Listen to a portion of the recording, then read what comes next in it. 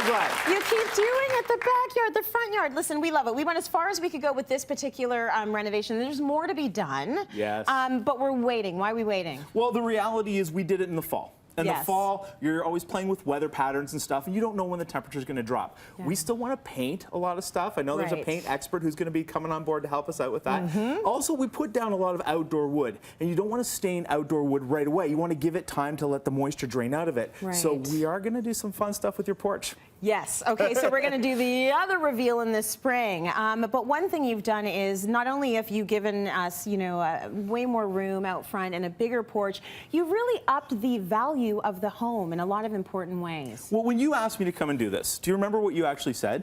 I said, please help me. and do whatever you want. I'll stay out of it. I don't care what you do. Make it pretty. I have this in writing that Tracy said she'd stay out of it and just let me do it. So you said you wanted a little more modern aesthetic. Yes. And in your neighborhood, because the value of the homes have gone up significantly. Big time. Good for you. Yeah. But that modern aesthetic is really starting to come into play. It was a traditional neighborhood at the beginning, so we wanted to really modernize it, which means we took out a lot of elements that were already there. Things like the existing paver driveway, the retaining wall. We've got shots of that. We've got before shots of that because it's good to see it. When you see the before, you get a much better idea of where things were. Very quaint, very cute. There's absolutely nothing wrong with it. And I wanted to reuse a lot of the material. So we've actually already found homes for most of the stuff. So nothing was thrown out. We reused everything, but it didn't work for today. And that was the key. You also mentioned, you know, you live in an area that gets winter. You get snow. And your driveway was so narrow that when it was time to shovel snow, there was no really... Where does it go? There's no spots to put it. So the first thing I wanted to do was widen out the driveway.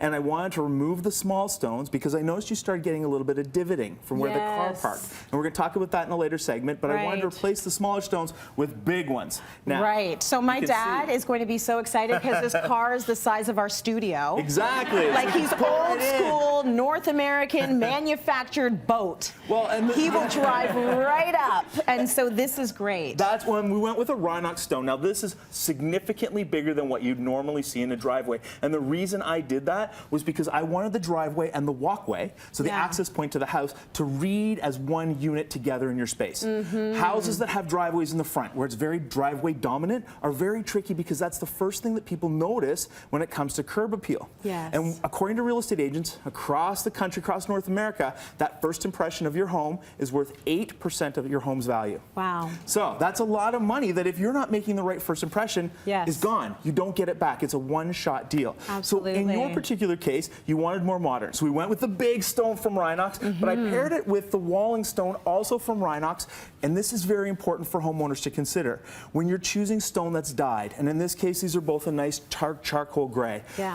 You want from the same company so that they age the same way. Oh, that's right. Good you point. don't want stone to age, one goes lighter much faster than the other because then they don't match anymore. If you choose one that has the same dye lot across it, you add longevity to your space. Lovely. Stone like this lasts about 35 years. If done properly. Okay. So you're never going to have to deal with this again. I better not have to. I really... So when we sell that house, we're going to make lots of money. Exactly. Yeah, stop trying to sell my house.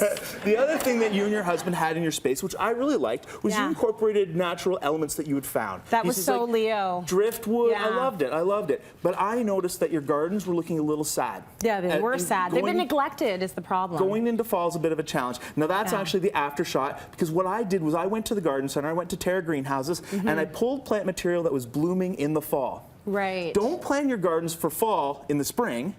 Go into the garden centers in fall, see what's blooming, what looks good, what looks healthy and great at that time of year, because every year it's going to do the same in your garden. Totally makes sense. So we added evergreens. I incorporated the driftwood. I tied it all together, but I did it seasonally, and that's the key. You don't know when you're going to sell your house. Yes. Your plans are not to sell your house right now, but there's going to be a point in time when you're like, you know what? Maybe it's time. Let's do this. Yeah, and you don't know what the market's going to be like. So by making decisions that help you along the way, that make your house look good all year long, you're going to increase the value. The average front door makeover or front yard makeover in North America right now is anywhere from $65,000 to $125,000. People are in shock by that. I've had more than That's a lot. I've had more than 10 makeovers this year alone, over $100,000 for front yards. Wow. But with houses going up, Does a kitchen come along with that? Well, and it's funny that you mentioned that. More and more homeowners are investing outdoors than in kitchens. It's the curb because the appeal. curb appeals were so much money, and it just gets better with age. In fact, the banks agree. You do an outdoor front yard renovation now, the value of that renovation could actually double in 10 years. That's pretty cool. And now the neighbors are all stopping. They're like, nice driveway. I know. I've been handing out business cards. It's great.